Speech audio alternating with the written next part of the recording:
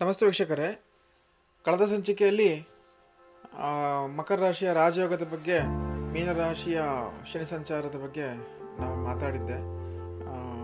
ನನ್ನ ಮಾತಲ್ಲಿ ಫ್ಲೂಯೆನ್ಸಿಯಾಗಿ ಬಂದಿಲ್ಲ ಅಂತ ಹೇಳ್ಬಿಟ್ಟು ಬರೀ 3 ನಿಮಿಷ 26 ಸೆಕೆಂಡು ಹೋದ ಸಂಚಿಕೆಯಲ್ಲಿ ನಾನು ಮಾತಾಡಿದ್ದೆ. ಇನ್ನು ಮುಂದುವರೆದ ಭಾಗನೇ ಈ ಸಂಚಿಕೆಯಲ್ಲಿ ಮಾತಾಡಬೇಕು ಅಂತ ವಿಡಿಯೋ ಮಾಡ್ತಾಯಿದ್ದೀನಿ.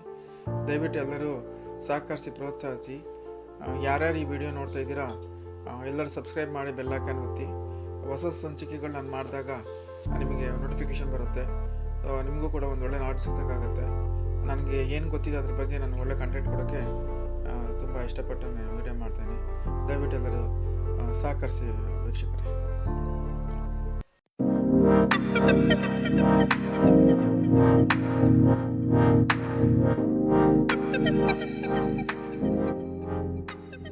ವೀಕ್ಷಕರು, ಇವಾಗ ರಾಶಿ ಅಂತ ಅಂದ್ರೇನು ಅದ್ರ ಬಗ್ಗೆ ನಾವು ತಿಳ್ಕೊಳ್ಳೋಣ. ರಾಶಿ ಅಂತ ಅಂದ್ರೇನು ಅಂತ ನೀವು ತಿಳ್ಕೊಂಡ್ರೆ ನಿಮಗೆ ಸಾರಾಸಕ್ಟಾಗಿ ಎಲ್ಲ ಏನು ಹೇಳ್ತಾರೆ ರಾಜಯೋಗ ಅದು ಇದು ಅಂತೇಳಿ ನಿಮ್ಗೆ ಅದ್ರ ಒಂದು ಒಳ್ಳೆ ನಾಡು ಸಿಗುತ್ತೆ. ನಿಮಗೂ ಕೂಡ ಅರ್ಥ ಮಾಡ್ಕೊಳ್ಳೋಕೆ ತುಂಬ ಅನುಕೂಲ ಆಗುತ್ತೆ. ರಾಶಿ ಅಂತಂದರೆ ಸರಳವಾಗಿ ತಿಳ್ಕೊಬೇಕು ಅಂದರೆ ಒಂದು ಗುಂಪು ಅಂತ ಅಷ್ಟೇ, ಅಥವಾ ಒಂದು ಒಕ್ಕೂಟ ಅಂತೇಳಿ. ನಮ್ದು ಬಚಕ್ರ 12 ಮನೆ ಏನಿದೆ, 12 ಮನೆಯಲ್ಲೂ ಕೂಡ 3 ನಕ್ಷತ್ರಗಳು ಸ್ಥಿತವಾಗಿರ್ತವೆ. ಸೊ ಡಿಪೆಂಡ್ಸ್ ಅಪಾನು 3 ನಕ್ಷತ್ರಕ್ಕೂ ಟೋಟಲ್ ಆಗಿ 9 ಪಾದಗಳು ಸ್ಥಿತವಾಗಿರ್ತವೆ ನಮ್ಮ ಮನೆಯಲ್ಲಿ. ಉದಾಹರಣೆಗೆ ನಾವು ಮಕರ ರಾಶಿಯನ್ನೇ ಲೆಕ್ಕ ತಗೊಂಡಾಗ ಬಂದಾಗ ಅದರಲ್ಲಿ ಉತ್ತರಾಷಾಢ ನಕ್ಷತ್ರದ 3 ಪಾದಗಳು, ಶ್ರವಣ ನಕ್ಷತ್ರದ 4 ಪಾದಗಳು, ಧನಿಷ್ಠ ನಕ್ಷತ್ರದ 2 ಪಾದಗಳು, ಟೋಟಲ್ ಆಗಿ 9 ಪಾದಗಳು ಸ್ಥಿತವಾಗಿದ್ದವು. ಇವಾಗ ಇದಕ್ಕೆ ನಕ್ಷತ್ರದ ಆಡಳಿತ ಯಾರು ಮಾಡ್ತಾರೆ ಅದು ಕೂಡ ನಾವು ಲೆಕ್ಕ ನೋಡೋಣ. ಅದರಲ್ಲಿ ಉತ್ತರಾಷಾಢ ನಕ್ಷತ್ರದ ಆಡಳಿತ ಅಧಿಕಾರಿ ಬಂದ್ಬಿಟ್ಟು ಸೂರ್ಯ ಭಗವಾನರಾಗ್ತಾರೆ. ಶ್ರವಣ ನಕ್ಷತ್ರದ ಆಡಳಿತ ಅಧಿಕಾರಿ ಬಂದ್ಬಿಟ್ಟು ಚಂದ್ರದೇವ ಆಗ್ತಾರೆ. ಧನಿಷ್ಠ ನಕ್ಷತ್ರದ ಆಡಳಿತ ಅಧಿಕಾರಿ ಬಂದ್ಬಿಟ್ಟು ಮಂಗಳದೇವ ಆಗ್ತಾರೆ. ಸೊ ಅದರ ಅನುಸಾರವಾಗಿ ಯಾವ ನಕ್ಷತ್ರದಲ್ಲಿ ಯಾವ ವ್ಯಕ್ತಿ ಹುಡ್ತಾನೋ ಆ ನಕ್ಷತ್ರದ ಅಧಿಪತಿ ಯಾರು ಇರ್ತಾರೋ ಅವರ ಆಧಿಪತ್ಯದ ಆಡಳಿತಕ್ಕೆ ಒಳಗಾಗ್ತಾರೆ. ಅದನ್ನೇ ನಾವು ದಶಾಭುಕ್ತಿ ಅಂತ ದಶಾ ಅಂತ ನಾವು ಹೇಳ್ತೀವಿ ನಾವು. ಸೊ ಇಲ್ಲಿ ದಶಾ ಅಂತ ಒಂದು ಹೊಸ ವಿಷಯ ಬಂತಿಲ್ಲಿ. ದಶಾ ಅಂತ ಹೊಸ ವಿಷಯ ಬಂದಾಗ ಈ ಕಲಿಯುಗದಲ್ಲಿ ಪ್ರತಿಯೊಬ್ಬ ವ್ಯಕ್ತಿಯ ಒಂದು ಲೈಫ್ ಸ್ಪ್ಯಾನ್ ಏನಿದೆ ಅದನ್ನು 120 ವರ್ಷಗಳಾಗಿ ಡಿವೈಡ್ ಮಾಡಿದ್ದಾರೆ. ಆ 120 ವರ್ಷಗಳನ್ನು ಕೂಡ ಈ 9 ಗ್ರಹಗಳಿಗೆ ಇಂತಿಷ್ಟು ವರ್ಷ ಅಂತೇಳಿ ಡಿವೈಡ್ ಮಾಡ್ತಾರೆ. ಅಂತಿಷ್ಟು ವರ್ಷಗಳನ್ನೇ ನಾವು ದಶಾ ಅಂತ ನಾವು ಕರೆಯೋದು. ಈ ದಶಾ ನಮಗಿದು ಒಳ್ಳೆಯದು ಅಥವಾ ಕೆಟ್ಟದ್ದು ಅದನ್ನ ನೋಡಬೇಕು ಅಂತಂದರೆ ಲಗ್ನ ಪೂರ್ವಕವಾಗಿ ನಮಗೆ ಬೇಕೇ ಬೇಕು. ಲಗ್ನ ಯಾವತ್ತೂ ಅಷ್ಟೇ ಬೇಸ್ಡ್ ಅನ್ನು ನಕ್ಷತ್ರ ಆಗಿರುತ್ತೆ. ನಕ್ಷತ್ರ ಯಾವಾಗಲೂ ಅಷ್ಟೇ ಸೊ ಡಿಪೆಂಡ್ಸ್ ಅಪಾನ್ ಲಗ್ನ ಆಗಿರುತ್ತೆ. ಸೊ ಹಾಗಾಗಿ ಏನಾಗುತ್ತೆ, ಒಂದು ಇದು ನಕ್ಷತ್ರ ಮತ್ತು ಲಗ್ನನೂ ಎರಡು ಕೂಡ ನಾವು ಕನ್ಸಿಡರ್ ಮಾಡಬೇಕಾಗಿ ಬರುತ್ತೆ. ಇನ್ನೊಂದು ವಿಷಯ ಏನು ಅಂತಂದರೆ, ಇವಾಗ ಸಾರಾಸಕ್ಟಾಗಿ ನಕ್ಷತ್ರಗಳ ರಾಶಿಗಳಿಗೀಗ ಮಕರ ರಾಶಿ ಅಂತ ಬಂದಾಗ ಈಗ ರಾಜಯೋಗ ಅಂತ ಏನಂತೆಲ್ಲ ಹೇಳ್ತಿದ್ದಾರೆ, ಅದೆಲ್ಲ ಹೇಗೆ ಸಾಧ್ಯ ಅನ್ನೋದು ನಾವು ಈಗ ನೋಡ್ತಾ ಹೋಗೋಣ. ಈಗ ಒಂದು ಉದಾಹರಣೆಗೆ ಉತ್ತರಾಷಾಢದ 3 ಪಾದಗಳು ಮಕರ ರಾಶಿಯಲ್ಲಿ ಸ್ಥಿತವಾಗಿದೆ ಅಂತ ಹೇಳಿದೆ ನಿಮಗೆ. ಒಂದೊಂದು ಪಾದಗಳಲ್ಲೂ ಕೂಡ ಲಕ್ಷಾಂತರ ಜನರು ಹುಟ್ಟಿದ್ದಾರೆ. ಇವಾಗ ಹೇಳಬೇಕು ಅಂದರೆ ಕರ್ನಾಟಕ ಇರ್ಬೋದು ಮತ್ತು ಇಂಡಿಯಾದಲ್ಲಿ ಇರ್ಬೋದು.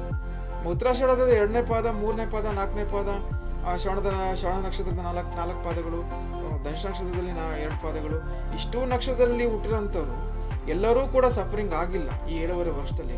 ಹಂಗೇನಾದ್ರು ಸಫರಿಂಗ್ ಆಗಿದ್ದೇ ಆದರೆ ತುಂಬಾ ಕಷ್ಟ ಆಗ್ತಿತ್ತು ಪ್ರಪಂಚ ಹೇಳ್ಬೇಕು ಅಂತ. ಇವಾಗ ಇನ್ನೊಂದು ವಿಷಯ ಏನಂತಂದರೆ, ಉತ್ತರಾಷಾಢದ ಯಾವುದೋ ನಕ್ಷತ್ರದ ಒಂದು ಪಾದದಲ್ಲಿ ಹುಡ್ತಾರೆ ಅಂತ ಇಟ್ಕೊಳ್ಳಿ. ಅವರೆಲ್ಲರೂ ಕೂಡ ಏನೋ ವೈದ್ಯಾಧಿಕಾರಿಗಳೇ ಆಗಿಲ್ಲ, ಅಥವಾ ಸಿನಿಮಾ ರಂಗದಲ್ಲೇ ಇಲ್ಲ, ಅಥವಾ ಪಾಲಿಟಿಕ್ಸಲ್ಲೇ ಇಲ್ಲ, ಅಥವಾ ಇನ್ನೊಂದು ಲೆಕ್ಚರರೇ ಆಗಿಲ್ಲ.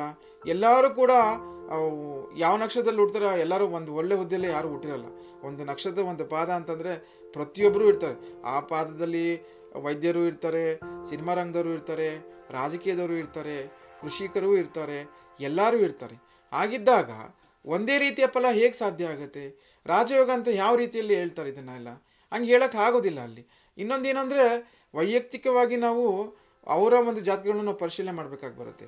ಅಲ್ಲಿ ಗ್ರಹಸ್ಥಿತಿ ನೋಡ್ಬೇಕಾಗಿ ಬರುತ್ತೆ, ಷಡ್ಬಲ ನೋಡ್ಬೇಕಾಗಿ ಬರುತ್ತೆ, ದಶಾಭುಕ್ತಿ ನೋಡ್ಬೇಕಾಗಿ ಬರುತ್ತೆ, ಅಷ್ಟಕ ವರ್ಗ ನೋಡ್ಬೇಕಾಗಿ ಬರುತ್ತೆ. ಇದನ್ನೆಲ್ಲ ನಾವು ಗಮನಿಸಿ ಅದಾದಮೇಲೆ ಕೂಡ ನಾವು ರಾಜಯೋಗನ ಅಥವಾ ಇಲ್ವೋ ಅಂತ ನಾವು ಹೇಳಕ್ಕೆ ಬರೋದು. ರಾಜಯೋಗ ಅಂತ ಬಂದಾಗಲೂ ಕೂಡ ರಾಜಯೋಗ ಅಂತ ನಿಷ್ಕರ್ಷೆ ಆಗೋದು ಡಿಸೈಡ್ ಆಗೋದು ಇಲ್ಲಿ ಗ್ರಹ ಸಂಯೋಜನೆಯಿಂದ.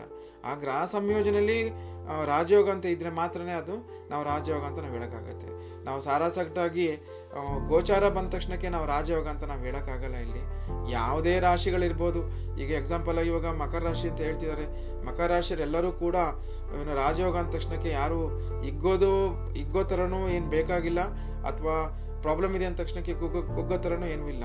ಪ್ರತಿಯೊಬ್ಬ ಮನುಷ್ಯನಿಗೂ ಕೂಡ ಕರ್ಮಾನುಸಾರವಾಗಿ ಅವರಿಗೆ ಏನು ಫಲ ಸಿಕ್ಕೋದಲ್ಲಿ, ಆ ಫಲ ಹೆಂಗ್ ಸಿಗುತ್ತೆ ಅಂದರೆ ಆ ಒಂದು ಕರ್ಮದ ಮೇಲೆ ಸಿಗುತ್ತೆ. ಸೊ ಹಾಗಾಗಿ ನಾವು ರಾಶಿನ ನಾವು ಸಂಪೂರ್ಣವಾಗಿ ನಾವು ಏನೋ ಲೆಕ್ಕ ತೊಳೋಕ್ಕಾಗಲ್ಲ. ಇಲ್ಲಿ ಮಕರ ರಾಶಿಯವರು 7.5 ವರ್ಷದಲ್ಲಿ ಇವಾಗ ಏನು ಕಷ್ಟ ಬಿದ್ದಿದ್ದೀವಿ ಅಂತ ಅಂದ್ಕೊಂಡಿದ್ದಾರೆ. ಎಷ್ಟೋ ಜನ ಕಷ್ಟನೂ ಬಿದ್ದಿಲ್ಲ ಅಲ್ಲಿ. ಈಗ ನನ್ನ ಕಣ್ಣಿಗೆ ನಾನು ತುಂಬ ಜನ ನೋಡಿದ್ದೀನಿ. ನಾನು ಒಂದು ಜ್ಯೋತಿಷ್ಯ ಅಂತೇಳಿ ನಾನು ಸ್ಟಡಿ ಮಾಡ್ತೀನಿ ಅಂತಂದಾಗ ಎಲ್ಲದನ್ನ ನಾನು ಅಬ್ಸರ್ವ್ ಮಾಡ್ಬೇಕಾಗಿ ಬರುತ್ತೆ. ಎಷ್ಟೋ ಜನ ತುಂಬ ಚೆನ್ನಾಗೂ ಇದ್ದಾರೆ, ಉದ್ಯೋಗದಲ್ಲಿ ಬಡ್ತಿ ಸಿಕ್ಕಿದೆ, ಮನೆಗಳು ಕಟ್ಟಿದ್ದಾರೆ, ಮಕ್ಕಳುಗಳು ತುಂಬ ಚೆನ್ನಾಗಿ ಓದ್ತಿದ್ದಾರೆ, ಅದು ಕೂಡ ಆಗಿದೆ. ಅದೇ ರೀತಿಯಲ್ಲಿ ಕೆಟ್ಟದ್ದು ಕೂಡ ಆಗಿದೆ. ಐ ಮೀನ್ ಅವ್ರ ಮೇಲೆ ಸಾವು ನೋವುಗಳಿರ್ಬೋದು, ಫೈನಾನ್ಷಿಯಲಿ ಥ್ರೆಟಿಂಗ್ ಇರ್ಬೋದು, ಪ್ರತಿಯೊಂದು ಕೂಡ ಆಗಿದೆ. ಇಲ್ಲ ಅಂತ ನಾನು ಹೇಳ್ತಿಲ್ಲ. ಆದರೆ ಸಾರಾಸಗಟಾಗಿ ಹಿಂಗೆ ಅಂತ ನಾವು ಹೇಳಕ್ ಬರಲ್ಲ. ಇಲ್ಲಿ ಏನಾಗುತ್ತೆ, ಈಗ ರಾಶಿನಲ್ಲಿ 3 ನಕ್ಷತ್ರ ಕುತ್ಕೊಂತ ಅಧಿಕಾರಿಗಳು ಬೇರೆ ಇದ್ದಾವೆ ಅಂತಂದಾಗ ಆ ಅಧಿಕಾರಿಗಳು ಎಲ್ಲಿ ಕೂತಿದ್ದಾರೆ ಆ ವೈಯಕ್ತಿಕ ಜಾತಕದಲ್ಲಿ ಅದ್ರ ಮೇಲೆ ಕೂಡ ಡಿಪೆಂಡ್ ಆಗುತ್ತೆ. ಸೊ ಹಂಗಾಗಿ ನಾವು ಎಲ್ಲರೂ ಕೂಡ ಒಂದೇ ರೀತಿಯಾದ ಫಲ ಸಿಗುತ್ತೆ ಅಂತ ನಾವು ಡಿಸೈಡ್ ಮಾಡೋಕ್ಕಾಗಲ್ಲ. ವೀಕ್ಷಕರೇ, ಇನ್ನೊಂದು ಅರ್ಥ ಮಾಡ್ಕೊಳ್ಳಿ.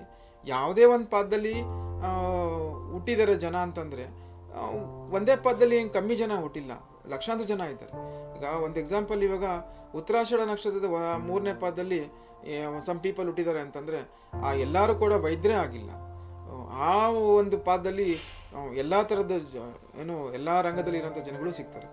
ಹಂಗೆ ಯಾವುದೋ ಒಂದು ಪಾದದಲ್ಲಿ ಎಲ್ಲರೂ ವೈದ್ಯರೇ ಆಗ್ತಾರೆ, ಅಥವಾ ಸಿನಿಮಾ ರಂಗಕ್ಕೆ ಹೋಗ್ತಾರೆ, ಅಥವಾ ಲೆಕ್ಚರ್ಗಳೇ ಆಗ್ತಾರೆ ಅಂತಂದರೆ ಜನರು ಕೂಡ ತುಂಬ ಬುದ್ಧಿವಂತರಿದ್ದಾರೆ ಇವತ್ತಿನ ಕಾಲದಲ್ಲಿ. ಮೊದಲಿನ ಥರ ಇವಾಗ ನಾರ್ಮಲ್ ಡೆಲಿವರಿಗಳು ಆಗ್ತಾ ಇಲ್ಲ. ಇವಾಗ ಹಂಗೆ ನೋಡೋದಾದರೆ ಹಾಸ್ಪಿಟ್ಲ್ಗಳು ತಂತಾಯಿಗಳು ಬಂಧು ಮಿತ್ರರು ಏನು ಮಾಡ್ತಾರೆ, ಆ ಒಂದು ನಕ್ಷತ್ರದ ಪಾದದಲ್ಲೇ ಮಕ್ಕಳು ಹುಟ್ಟಬೇಕು ಅಂತೇಳಿ ಡಿಸೈಡ್ ಮಾಡಿಕೊಂಡು ಅದೇ ಪಾದದಲ್ಲಿ ಆಪ್ರೇಷನ್ಸ್ ಮಾಡಿ ಮಕ್ಕಳನ್ನ ಡೆಲಿವರಿ ಮಾಡಿಸ್ಕೊತಾರೆ. ಹಂಗಿದ್ದಾಗ ಮತ್ತೆ ಎಲ್ಲರೂ ಯಾಕೆ ಏನು ವೈದ್ಯರು ಅಥವಾ ಸಿನಿಮಾ ರಂಗದಲ್ಲೋ ಅಥವಾ ಪಾಲಿಟಿಕ್ಸಲ್ಲೋ ಯಾಕೆ ಕೊಟ್ಟಬಾರ್ದು? ಅದಾಗಲ್ಲ, ಅದು ಚಾನ್ಸು ಇಲ್ಲ. ಅದು ಭಗವಂತವನ್ನ ಮೇಲಿದ್ದಾನೆ, ಅದನ್ನು ಹಾಗಾಗಿ ಬಿಡೋದು ಇಲ್ಲ. ಅಲ್ಲಿ ಯಾವುದೇ ವ್ಯಕ್ತಿ ಯಾವುದೇ ಪಾದದಲ್ಲಿ ಹುಟ್ಟಿದ್ರು ಕೂಡ ಡಿಪೆಂಡ್ಸ್ ಅಪಾನ್ ಅವ್ರ ಕರ್ಮದ ಮೇಲೆ ನಿಂತ್ಕೊಳ್ಳುತ್ತೆ ಹೊರತು ಯಾವ ಕಾರಣಕ್ಕೂ ರಾಶಿ ಮೇಲೆ ಅವರ ಒಂದು ಭವಿಷ್ಯ ಅಂತ ನಿರ್ಧಾರ ಆಗಲ್ಲ. ವೀಕ್ಷಕರೇ, ಮುಂದಿನ ಒಂದು ಸಂಚಿಕೆಯಲ್ಲಿ ನಾನು ಲಗ್ನ ಅಂದ್ರೇನು ಇನ್ನೂ ಹೆಚ್ಚಿನ ವಿಷಯನ ಅದರಲ್ಲಿ ನಾನು ನಿಮಗೆ ತಿಳಿಸ್ಕೊಡ್ತೀನಿ. ಧನ್ಯವಾದಗಳು.